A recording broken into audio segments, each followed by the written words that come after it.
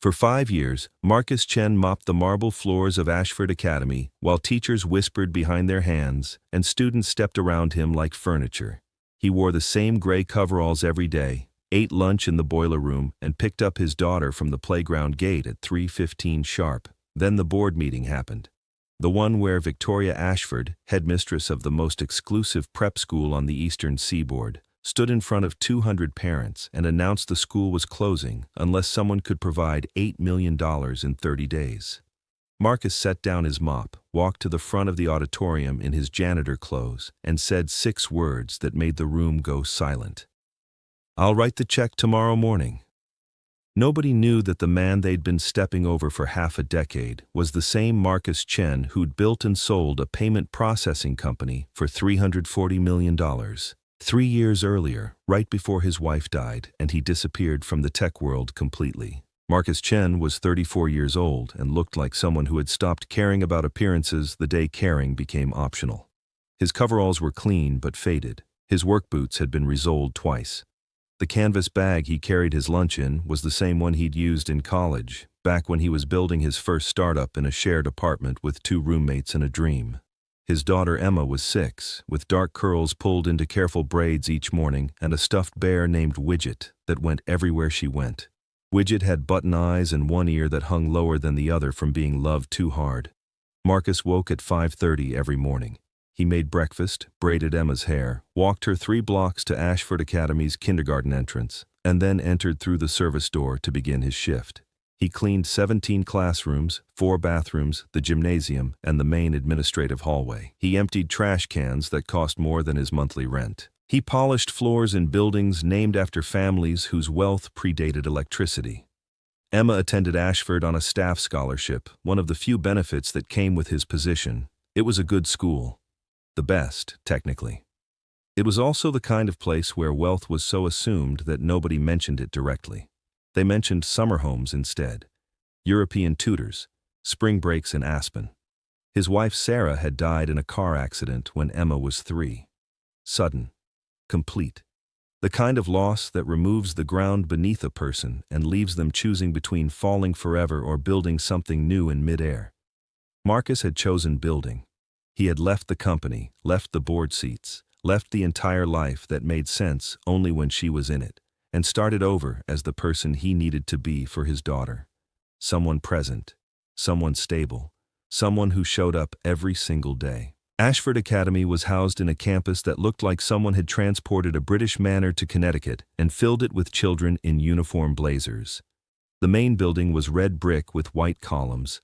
The library had floor-to-ceiling windows and first editions in glass cases. The science wing was newer, funded by a tech billionaire whose twins had graduated 5 years earlier. Victoria Ashford had been headmistress for 3 years. She was 32, educated at Cambridge, and carried herself with the particular confidence of someone who'd been told since childhood that leadership was her birthright.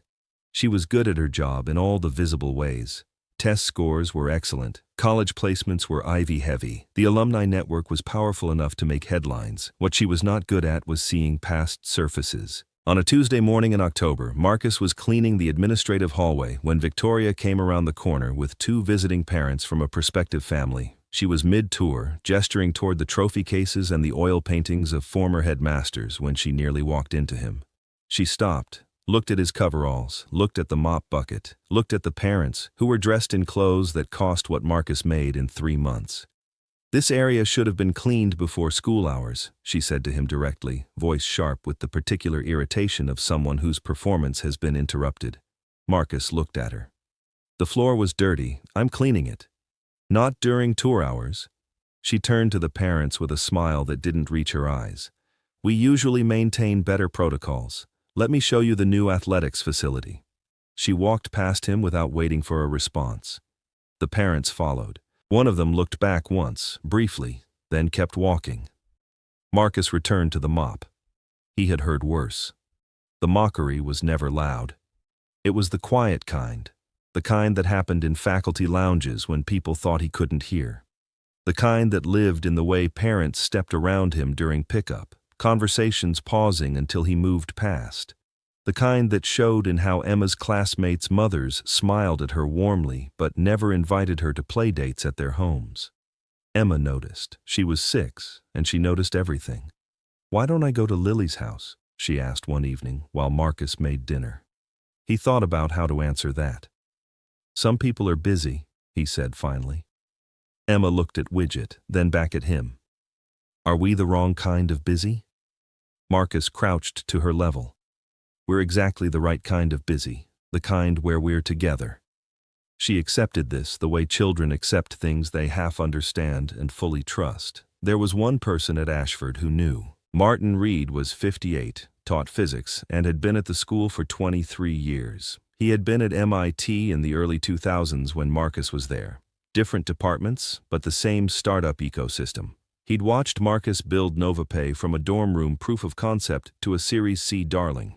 He'd read the acquisition announcement in TechCrunch, and he'd said nothing for 5 years. They drank coffee together sometimes in the faculty lounge after hours. Martin never asked why Marcus was there or what had happened. He just shared the space and occasionally mentioned that Emma was doing well in the early math enrichment program.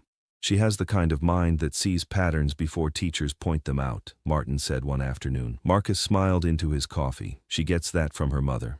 The crisis arrived in the form of an emergency board meeting called for a Wednesday evening in March. The school's primary endowment fund had collapsed.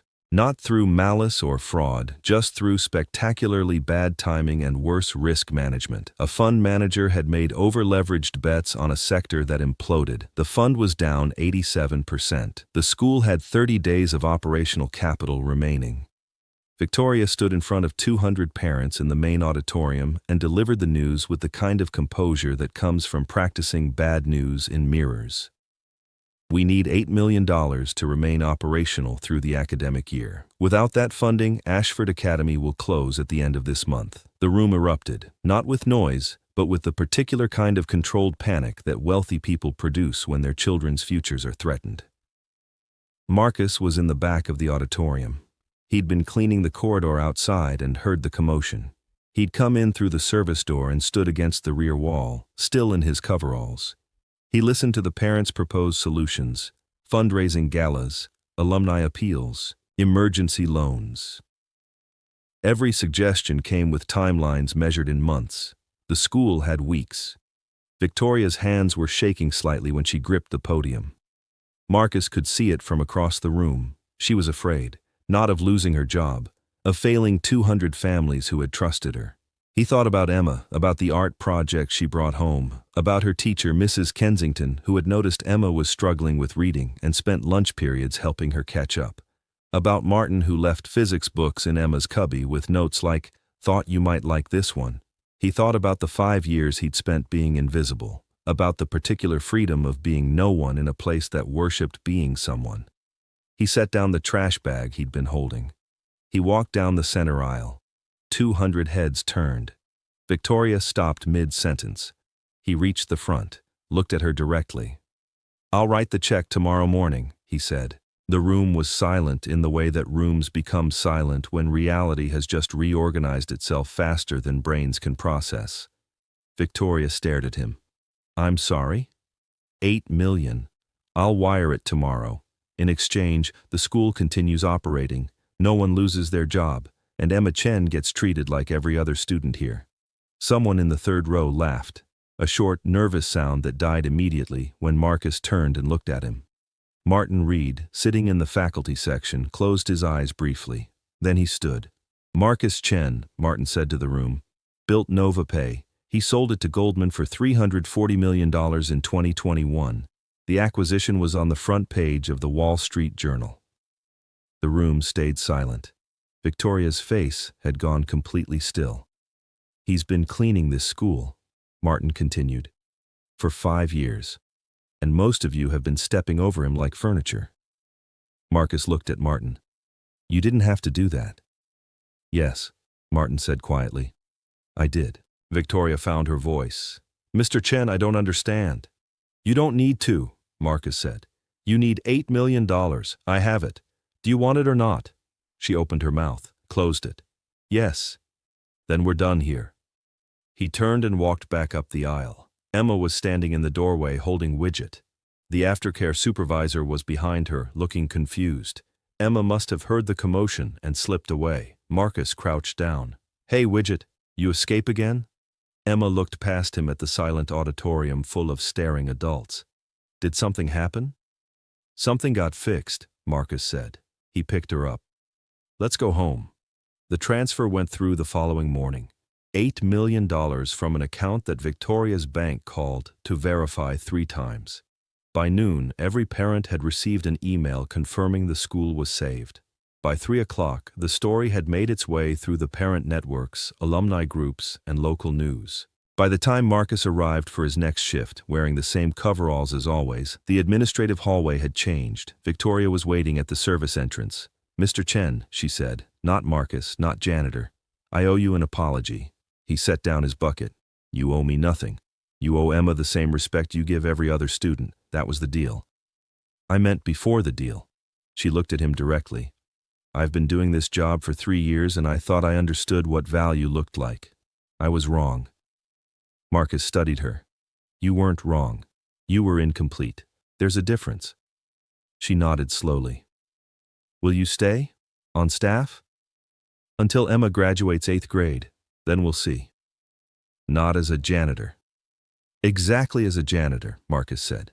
"This job lets me walk her to school, eat lunch nearby, and be home by 4 o'clock. Name another position here with those hours."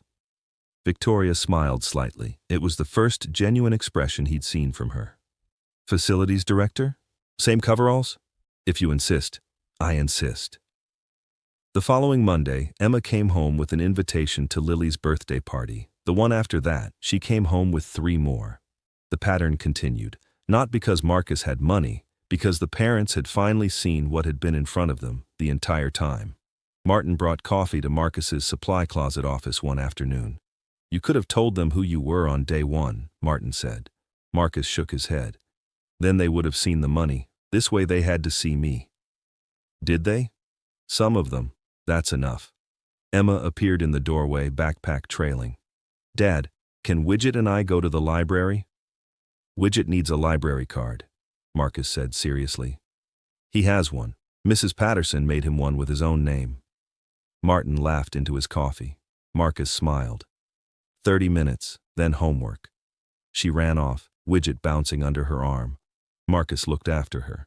For 5 years he'd been the man in coveralls, the one people didn't see, the one who mopped floors and fixed leaky faucets and emptied trash cans full of half-eaten lunches from children who had never known hunger.